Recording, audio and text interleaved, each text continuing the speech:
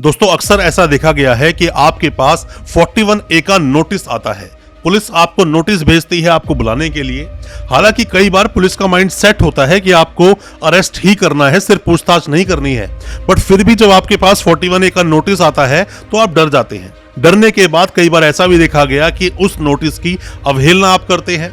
अवहेलना करने की वजह से आप पुलिस स्टेशन नहीं जाते, इन्वेस्टिगेशन ज्वाइन नहीं करते, मतलब इन्वेस्टिगेशन का पार्ट आप नहीं बनते हैं और बाद में पुलिस सिर्फ आपको अरेस्ट करने के लिए ही आपके घर पहुंच जाती है, फिर आप बेल लगाते हैं। तो क्या है ये सारी बातें? क्या आपके पास अगर 41A का नोटिस आया तो सीधा क्या आपको बेल ही लगा देनी चाहिए? बेल लगाएंगे, एंटीसिपेटरी बेल आप लेंगे, वो रेगुलर बेल नहीं होगी, एंटीसिपेटरी बेल होगी क्योंकि बेल बिफोर अरेस्ट है वो। या फिर आपको सीधा इन्वेस्टिगेशन ज्वाइन करनी चाहिए तो आप बच जाओगे। इन्हीं सब मुद्दों पे हम बात करेंगे। बहुत सारे आप में से लोग जो हमें कमेंट करते हैं कि सर हम तो सीधा पुलिस स्टेशन गए थे, हमें अरेस्ट कर लिया, 1 महीने बाद हमारी बेल हुई और 41A का नोटिस में हम सिर्फ ज्वाइन करने गए थे इन्वेस्टिगेशन। तो ऐसे कई सारे सवाल हैं, कई लोग बच भी जाते हैं। तो डिस्कस करेंगे इन सभी मुद्दों पर कि 41A का नोटिस आपके पास आया, आप पुलिस स्टेशन जाए या नहीं, या सिर्फ बेल लगाएं। इन सभी चीजों के बारे में जानने के लिए दोस्तों बने रहिए हमारे इस वीडियो के साथ। नमस्कार दोस्तों, स्वागत करता हूँ फिर एक बार आप सभी का अपने इस यूट्यूब चैनल पर, जिसका नाम है फाइट फॉर ट्रू। मेरा नाम है वीरेंद्र वर्मा।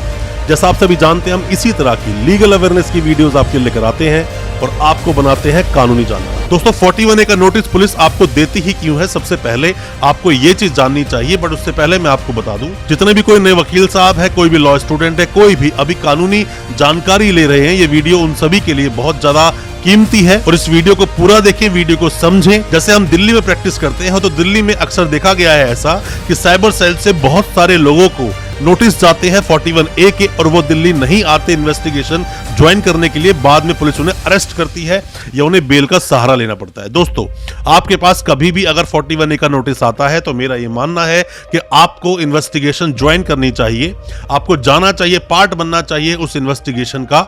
और अगर आपको लगता है कि नहीं पुलिस हमें जाते ही अरेस्ट कर ही लेगी, मतलब वो छोड़ेंगे नहीं, 41A नोटिस तो आया बट अब पुलिस हमें अरेस्ट ही करेगी, तो ऐसे मामले में मैंने कई बार पहले भी आपको बताया है, किसी भी वकील साहब को, कोई भी वकील साहब आपके जानकार हैं, उन्हें आप साथ लेकर जाइए पुलिस स्टेशन में, या फिर पहले आप उन्हें भेज दीजिए। वो जाएंगे वहां पुलिस स्टेशन में तो पूछ कर आएंगे पूरा माजरा क्या है, पूरा मामला क्या है, और आपको जब बताएंगे उन सब चीजों के बारे में तो वकील साहब केस को देखकर वैसे समझ जाते हैं कि आपको अरेस्ट ही करेगी पुलिस या आपको इंटरोगेट करने के बाद में छोड़ देगी, ये सब पता चल जाता है। और मान लीजिए कि आपके पास पहली बार नोटिस आया, आप नहीं गए, दूसरी बार भी नोटिस आया फिर भी आप नहीं गए, तो आप दोस्तों ये मान लीजिए कि अब तो आपको पुलिस अरेस्ट ही करेगी। दोस्तों 41A का नोटिस क्यों जरूरी है, ये 2 जजमेंट को देखते हुए, एक तो आया Arnesh Kumar versus state of Bihar का, दूसरा आया Satendra Kumar until versus CBI का, जिसमें बताया गया 7 साल तक की सजा के अपराध या फिर 7 साल से कम की सजा के अपराधों में नोटिस देना, 41A का नोटिस देना मैंडेट प्रोविजन है कि आप नोटिस दोगे ही।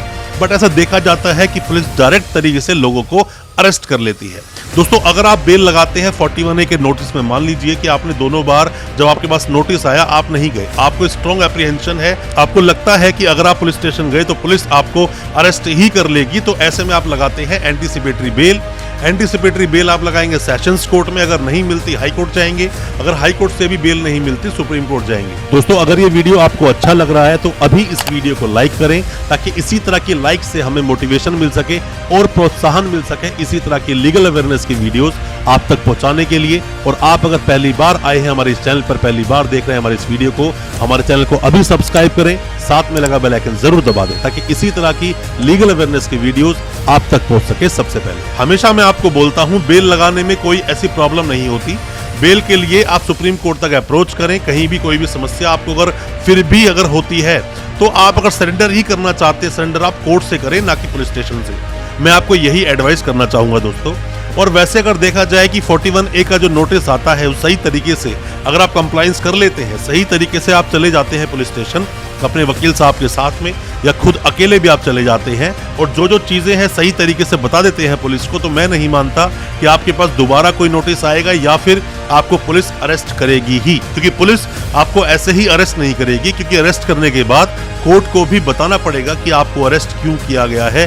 छोटे से चीटिंग के मामले में या चोरी के मामले में या और भी मामले हो सकते हैं जिनमें भी सजा का प्रावधान 7 साल या 7 साल से कम है।